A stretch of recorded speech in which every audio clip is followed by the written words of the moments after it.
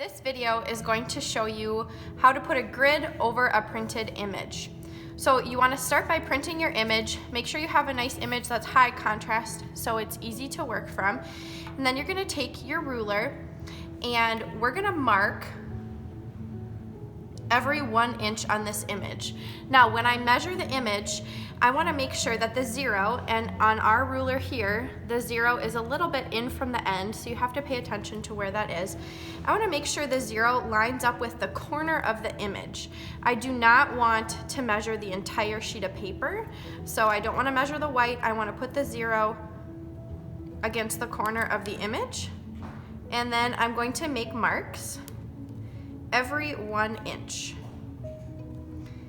Now, if you are working from an image that is smaller or bigger, you don't necessarily have to make your marks every 1 inch.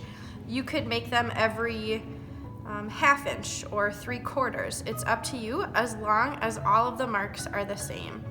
And if you have difficulties reading a ruler, make sure study the ruler that you have first. The inch marks are always the lines that are in line with the numbers. Okay.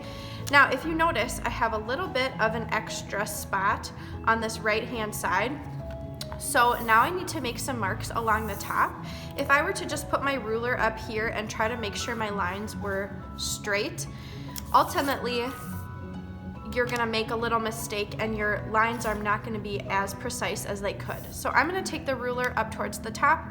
Again, I'm gonna make sure the 0 is along the side of the image, and I'm gonna make marks every 1 inch.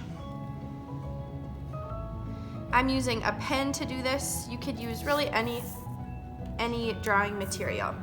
Now I have this extra little bit on the right and the same on the top. Okay.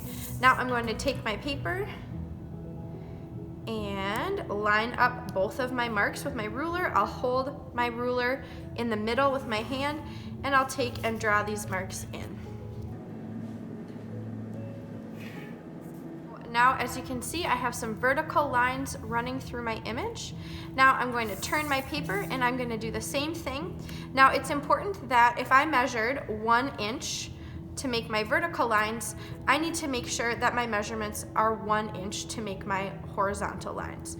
Now, same thing, I'm going to make sure that the 0 is lined up with the corner of the image. I'm not measuring the paper, the white of the paper, and I'm gonna make my marks every 1 inch. If you made your marks before, if you made them at every ½ inch or 3/4 or even 1½ depending on the type of image you're using, you just wanna make sure that they are the same. Now you're gonna notice down here at the bottom, my 1 inch mark would be off of the paper. So I'm just gonna make that last inch mark, and this will be kind of extra. I'll end up cutting this off. So I wanna make sure that if you have any extra, so if your image is not perfectly 10 inches or 9 inches tall, you wanna make sure that the extra that you're gonna cut off is at the bottom. I would not want that extra piece to be at the top.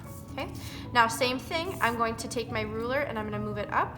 So it's important that I measure if I measured from the top down here, I wanna measure from the top down here so that this extra space stays in the same spot. If I were to start my measurements from the bottom, my lines would be off. So again, I'll line my ruler up with the corner of my image, make a mark every 1 inch.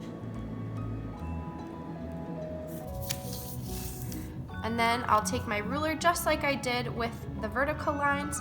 I'm gonna make sure they're both lined up, put my hand in the center of the ruler so it doesn't move, and I'm going to fill in these lines. Now in the end, I have an image that has 1 inch by 1 inch grids running along. Now I would put an identical grid on a blank piece of paper, and if I'm using the gridding method, then when I draw, I will be able to draw box by box. The most important thing is that your squares here are all exactly the same height as width. So we've got 1 inch by 1 inch. We would not want these to be rectangles if your lines are crooked. If your boxes are not perfect squares, this process is not going to work, and when you transfer your image onto your drawing paper, it's going to end up being distorted. Hope that helped.